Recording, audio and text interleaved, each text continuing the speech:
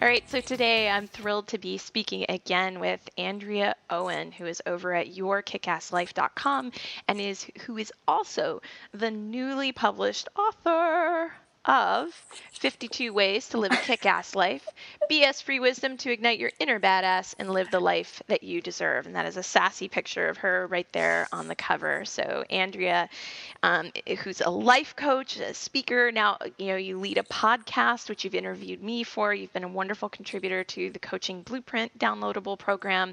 And now you get to add published author to your resume, which I imagine feels amazing. It does. Thanks you. so much for being here today. So you had a pivotal experience that actually starts off the book, and I texted you after I read that and said, I really think that it's beautiful that you included this because people are really going to read about this experience that you went through, and they're going to know that you're not just some chirpy little sparkly glitter life coach who really has had a charmed life. You've actually been in the shit, and you've had the courage to actually walk through the shit and come out on the other side.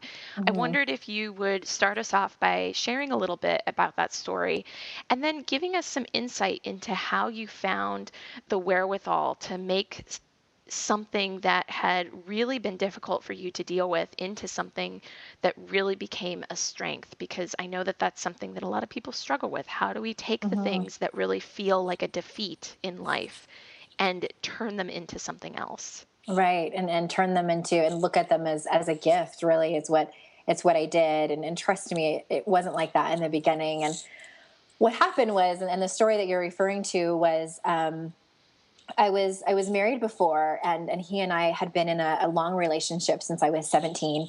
And at the point where everything fell apart was when I was 30, and we had been married for a couple of years at that point. And we were talking about conceiving our first child, and I was quite a type A personality back then, and I had it all planned out, when I was going to stop taking the pill, when we would conceive, all these things. And meanwhile, he was having an affair with our neighbor. And I didn't know, and for several months, and then I started to suspect, and we separated because I knew something was going on, but it was not out in the open yet. And when I found out, just a couple weeks after that, I found out that his girlfriend was actually pregnant, and that they were going to have a baby. And it really wasn't like he was super sorry and wanted to work things out with me, and can we try to make this work? And I was in such a place where I may have considered working it out with him and somehow making it work. No, it was like he said, I don't love you anymore. I don't want to be married to you. And I'm in love with this other woman.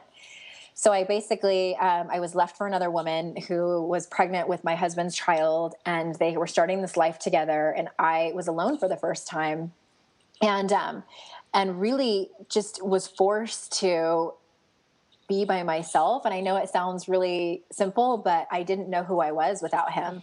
We'd been together for 13 years at that point. Since I was a teenager, I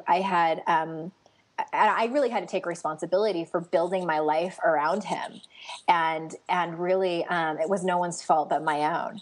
And I had allowed myself to tolerate a relationship that was not really, it wasn't good for either of us. I wasn't a great person in that relationship either. I wasn't perfect over on my end by any means.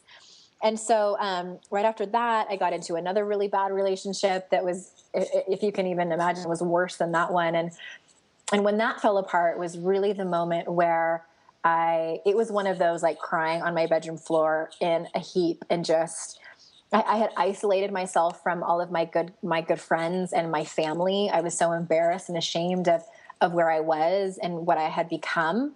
And I basically just went to work and had my friends at work and didn't really socialize all that much. And then went back to this relationship that I was in that was just extremely codependent and just awful. And again, when that fell apart, there was a voice inside me that said, you are not destined for this life. You are destined for so much more than this. And I've always known that as a child, that I was destined for greatness. I didn't know what it looked like. And it was an invitation. I say in the book, I felt like the world took me by the shoulders and just said, what are you doing? You need to wake up and move on and change your life. Like, this is it. Here you go. It was like handed over to me. And I'll tell you what, Kate, I was so scared. I was terrified. I didn't know what I wanted. I didn't know who I was. I didn't know what to do.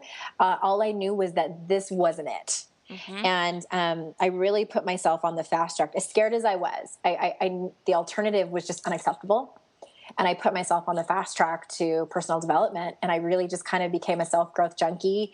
And it was so difficult. And there was a lot of tears, and there was a lot of uncomfortableness. And there was a lot of really having to look at the messiness of who I was and the shadow parts of myself. And it was, I like to describe it as the most exciting and scariest time of my life during those first few years. And really that's what sparked everything. And that's what everything I learned during those 7-8 years, I put into the book. Mm-hmm. What I'm really hearing you talk about is taking radical responsibility of your life for your life. Like, there's this departure point where you could have taken on the story for forever and ever of Mm-hmm. like, life's been hard for me. I had these 2 disastrous relationships. I didn't know who I was. How do you find out who you are? I can't do it. It's starting over. It could have been 5 more of those relationships. And it sounds like something in you went like, hey, what these 2 relationships have in common is me. And I want to take responsibility for that. And I love how you're describing it as both exciting and terrifying, or Mm-hmm. scary, because Yeah. that's really how it feels. And often what people do is what they go, okay, so if this doesn't feel like this whimsical, inspiring adventure, it must not be the right path. And you're sharing that, in fact, it can be both. And I love Yeah. that. Yeah. Mm-hmm, absolutely. And exactly. And that, I think you bring up such a good point with the relationships having